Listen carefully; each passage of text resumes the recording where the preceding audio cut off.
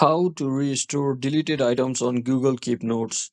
So hello guys, welcome back to my YouTube channel. In this quick tutorial, I'll be showing you how to restore deleted items on your Google Keep Notes. So if you have accidentally deleted your promising or important notes or any other files that you had created on your notes, Google Keep Notes, just click on this three hamburger icon over here at the left top left corner, and once you're inside here, don't worry, that file is just inside your bin icon, that is deleted option. So as you can see, my note has been all around inside this deleted button over here.